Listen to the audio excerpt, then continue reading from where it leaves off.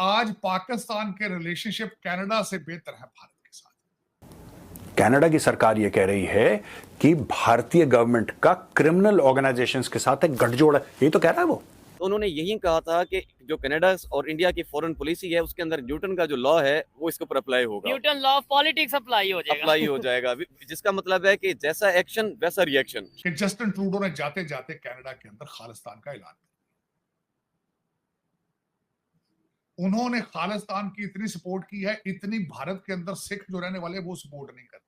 SCO की meeting attend करने से एक दिन पहले आपने देखा होगा कि उनके जो फॉरेन मिनिस्टर हैं या उनकी जो फॉरेन पॉलिसी है उनकी तरफ से ऑफिशियल एक स्टेटमेंट दी गई थी कनाडा के लिए। क्या वो ये था बेसिकली वो बिलीव करते हैं on Newton third law of action, तो सेम वो अप्लाई करते हैं अपनी पॉलिटिक्स के अंदर। इस वक्त कहा जाए तो भारत के अंदर इतने सिख मौजूद नहीं जितने कनाडा के अंदर है। तो वो तो उन्होंने बहुत अच्छा किया कि वहीं पे उन्होंने कहा है कि भाई बाहर खालिस्तान बनाने की क्या जरूरत है, हमारे पास जो इतना मुल्क सारा खाली पड़ा है यही बना लो। बना दिया उन्होंने इस पे काम किया है। बात यह कि माजरत के साथ हम पाकिस्तानियों ने काम नहीं किया। इंडिया ने काम ये किया है कि इसने बाकायदा अपने लोगों को वहाँ जाके बसाना शुरू किया है, ठीक है, उनकी बस्तियां। अब अगर एक कनाडा जैसी स्टेट से वो अपना एम्बेसडर और फॉरेन मिनिस्टर अपने बुला लेते हैं वहां से वापस कॉन्सुलेट से, तो सोचें एक जो डेवलपिंग कंट्रीज होंगी जैसे पाकिस्तान है, तो पाकिस्तान उनकी फॉरेन पॉलिसी में कहां स्टैंड करता होगा। ठीक है, तो मतलब अपनी फॉरेन पॉलिसी को लेके वो बहुत रिजिड है। ठीक है। दूसरा, यहाँ पे आने से पहले ही जयशंकर ने बहुत सारी चीजें क्लियर वर्ड्स में बता दी थी। उनका एक बहुत प्यारा ट्वीट था कि आई विल, मतलब एक तो मैं बायलैटरल रिलेशन के लिए नहीं जा रहा, दूसरा मैं जो भी सिचुएशन होगी उसको अकॉर्डिंगली रिस्पॉन्ड करूंगा। ठीक है।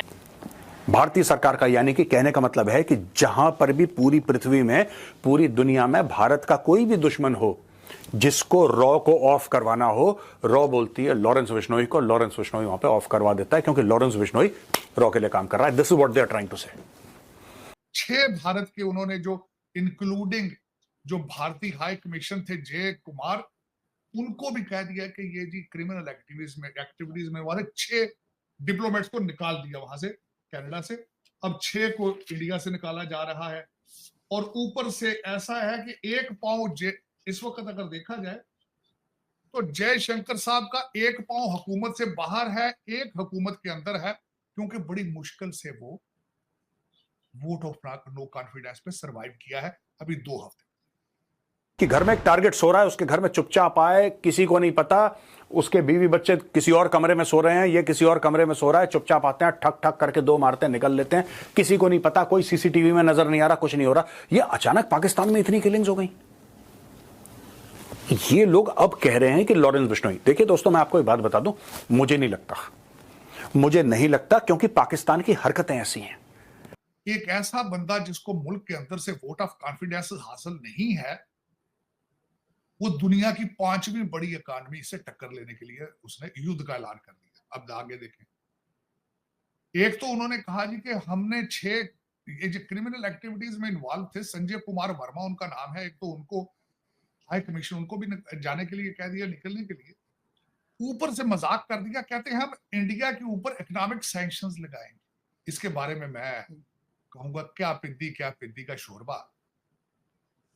आपकी इकॉनमी दुनिया की 10वीं इकॉनमी है, उनकी इकॉनमी दुनिया की 5वीं इकॉनमी है। आपकी इकॉनमी $2.2 ट्रिलियन की है, उनकी इकॉनमी जो है वो $3.9 ट्रिलियन इकॉनमी है। आप किस तरह सैंक्शन उन पर लगा सकते हैं? होमवर्क ही कर लेते, किसी बच्चे से कैलकुलेटर मांग लेते भाई कि यार मैं क्या बात कर रहा हूं। फिर उसके बाद उन्होंने जी हमेशा भारत की गवर्नमेंट जो है वो पुलिस उनसे प्रूफ मांगती रही है, प्रूफ नहीं दे पाए। पुलिस कॉन्फ्रेंस की जिसमें 4 बंदे बैठे थे, कोई जवाब नहीं दे पाए पूरा उससे। फिर उनकी जो एक मिनिस्टर है खातून वहां से, उन्होंने जो 5 आई कंट्रीज हैं उनसे सपोर्ट की अपील की। वो कौन कौन से? अमेरिका है, न्यूजीलैंड है, यूके है, इस तरह के। किसी ने उनका हाथ नहीं पकड़ा, किसी ने भारत से अपने रिलेशनशिप खराब करने का अंदिया नहीं दिया। न्यूजीलैंड ने तो यहां तक कह दिया है प्रूफ होंगे तो हम इसके बारे में सोचेंगे, प्रूफ इनके पास नहीं। चले अब उसके बाद इन्होंने अमेरिका से अपील की कि आप हमारी मदद करें। वो कैसे मदद करें? 3 अटैक हो चुके हैं, असैसिनेशन अटेम्प्ट हो चुकी डोनाल्ड ट्रंप पे, जो सदर रह चुका है और जिसने आगे सदर बनना है, उसके ऊपर 3 अटैक हो चुके हैं। वो उसको बचाने की सलाहियत नहीं रखते, तो आपको वो आपको क्या सपोर्ट दें, क्या करेंगे आपके साथ? दूसरा, जस्टिन ट्रूडो साहब को मैंने देखा है 2-4 दिनों के अंदर स्पीचें उनकी बार-बार उन्होंने ह्यूमन राइट्स की बात की, उन्होंने फ्रीडम ऑफ स्पीच की बात करते हैं और पता नहीं इनको कोई शर्म भी किसी को नहीं आती। 45,000 औरतें और बच्चे मारे जा चुके हैं गाजा में। वहाँ ह्यूमन राइट्स कहाँ है? और किराए पे दे दिया आपने।